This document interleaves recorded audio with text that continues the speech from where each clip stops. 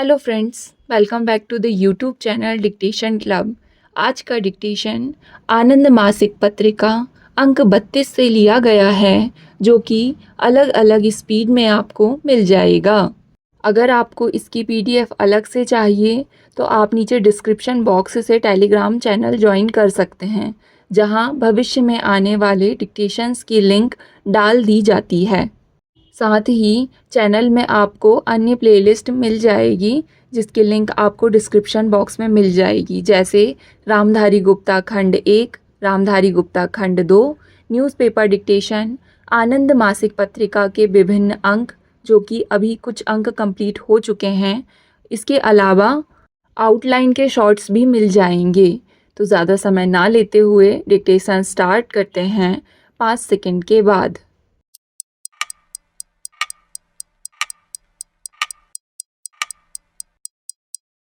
उपाध्यक्ष महोदय, मुझे इस बात की अत्यंत प्रसन्नता है कि मैं सर्वेक्षण और मानचित्र कला के क्षेत्र में वैज्ञानिकों के बीच उपस्थित हूँ।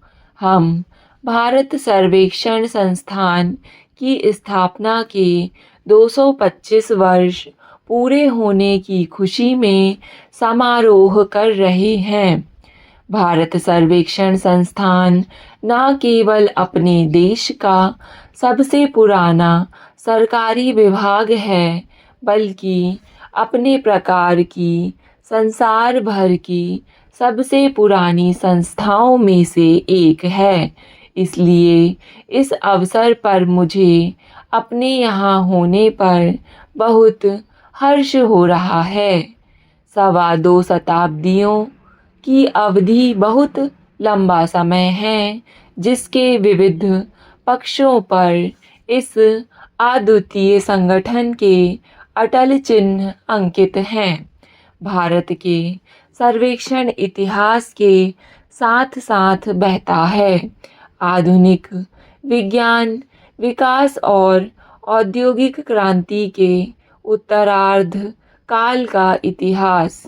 मुझे यह जानकर खुशी हुई कि भारत का सर्वेक्षण संस्थान इन उतार चढ़ाव के बावजूद जीवंत रहा है और आज यह बहुविषयक संगठन है, जिसमें विभिन्न क्षेत्र जैसे गणित शास्त्र, भौतिकी, सिविल इंजीनियरी, उपकरण विन्यास, फोटोग्राफी, भूकंप विज्ञान, मुद्रण और कंप्यूटर विज्ञान, दूरवर्ती बोध आदि सम्मिलित हैं।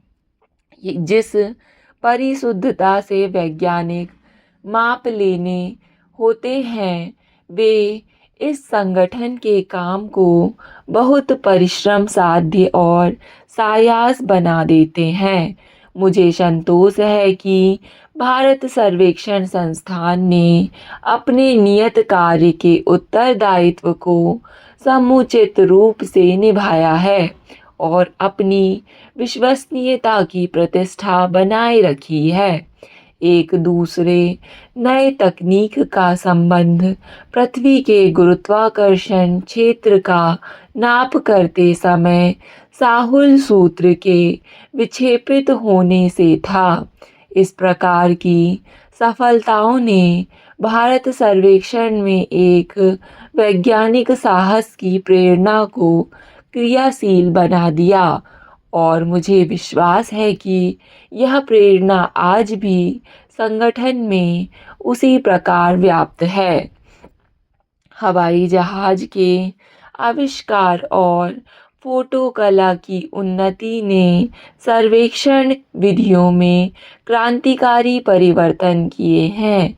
आकाशीय फोटोग्राफी ने भूमि पर सर्वेक्षण को हटाना घटाना आरंभ कर दिया है।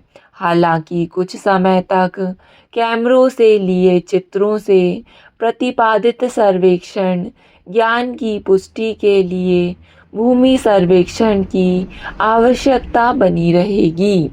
इस संदर्भ में यह खेद का विषय है कि राज्यों के कर विभाग भूमि कर सर्वेक्षण के संबंध में हुई तकनीकी प्रगति के साथ कदम ब कदम नहीं चल रहे।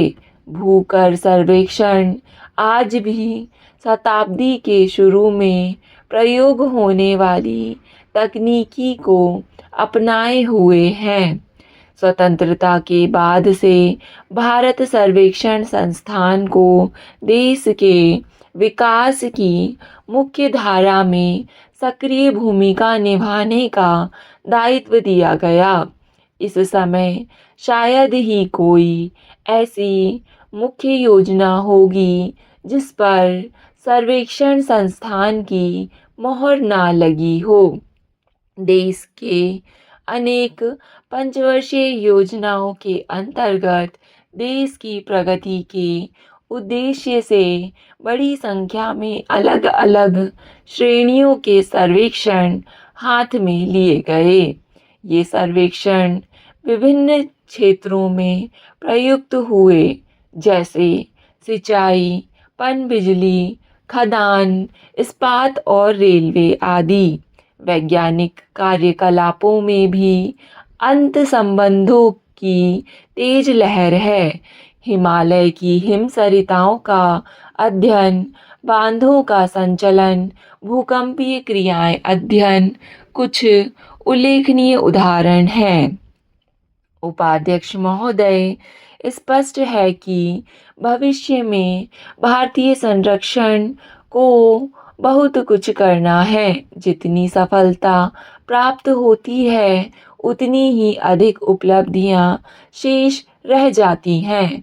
कार्य की कुछ दिशाएं तो स्पष्ट हैं, किंतु देश में और विदेशों में तीव्र गति से बदलता आर्थिक और व्यापारिक परिदृश्य और विश्वव्यापी एकता के प्रयत्नों की दृष्टि में रखते हुए इस संगठन को अपनी प्राथमिकताओं के विषय में और विचार विमर्श करना होगा और उन्हें पुनः परिभाषित करना होगा।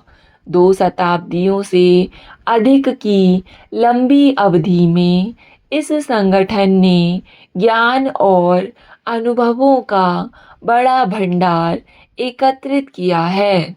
इस समय इस संगठन को ज्ञान अर्जित करने और उसे अपने परिसीमित लक्ष्यों तक प्रयुक्त करने तक नहीं रुकना चाहिए। भारतीय सर्वेक्षण को अब अपना ज्ञान और विशेषज्ञता का परस्पर आदान प्रदान करना चाहिए, भारत में भी और विदेशों में से भी। बहुत से ऐसे क्षेत्र हैं जिनमें यह प्रयत्न किया जा सकता है। एक क्षेत्र भूकर के सर्वेक्षण का है, जिसका उल्लेख मैंने अभी किया था। ऐसे काम को पूरा करने के लिए अति विशाल प्रयत्न की आवश्यकता है और यह अकेले संगठन के बस का नहीं है। अन्य संगठनों से, चाहे वह निजी क्षेत्र के हों या सरकारी, और प्रत्येक जो एक या कई विशेषज्ञ तकनीकों में निपुणता रखते हों, आदान प्रदान आवश्यक है। ज्ञान के आदान प्रदान का दूसरा क्षेत्र भौगोलिक सूचना व्यवस्था को विकसित करना हो सकता है। भौगोलिक सूचना व्यवस्था के लिए किसी भी ऐसे उद्योग और संगठन की अनिवार्य आवश्यकता है जो सामान्य योजना निर्धारण और पर्यावरण संबंधी प्रबंध में गंभीरता से रुचि लेते हों। इसका महत्व कई प्रकार के प्रयोजनों में बढ़ रहा है। उदाहरण के लिए शहरों, स्वचालित कार, मार्ग निर्देशनों और गली सड़कों के नक्शों के उपयोगी मानचित्रण में। यह एक ऐसा क्षेत्र है जहां अवसरों का इतना विस्तार है कि समाज से संबंधित उन्नति का कोई स्थान अछूता नहीं रह सकता। आज हमारे देश में विभिन्न सर्वेक्षण ही केवल एक ऐसा संगठन है जो इस क्षेत्र में आवश्यक निपुणता रखता है। इस विशेष निपुणता को गैर सरकारी माध्यमों तक भी पहुंचाना चाहिए ताकि हम एक विकासोन्मुख बाजार के लाभों को भुना सकें।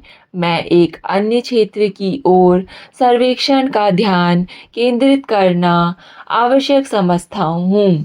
वह है अंतर्राष्ट्रीय बाजार, जहाँ पता लगाएं कि कौन सी नई योजनाएं हैं जहां स्वयं अकेले या संसार के अन्य देशों की समान संस्थाओं के साथ मिलकर क्रियाशील हो सकते हैं। यह अध्ययन आंकिक मानचित्रण, भौगोलिक सूचना, सेवा विकास या सामान्य सर्वेक्षण और परामर्श सेवा से संबंधित योजनाओं की खोज कर सकती है। इसके लिए एक कल्पनाशील और रचनात्मक दृष्टिकोण होना आवश्यक है। मैं इस प्रकार के नए सोच को संगठन में सक्रिय रूप से देखना चाहूँगा। जैसा कि आप सब जानते हैं कि जैसे जैसे विकासशील देशों की आवश्यकताएं बढ़ेंगी और उनका विकास होगा, सब प्रकार के सर्वेक्षण की आवश्यकता भी बहुत बढ़ेगी। यह पिछले 200 वर्ष में विकसित सर्वेक्षण नहीं होगा। स्टॉप। डिक्टेशन पसंद आए तो वीडियो को लाइक तथा चैनल को सब्सक्राइब ज़रूर करें। धन्यवाद।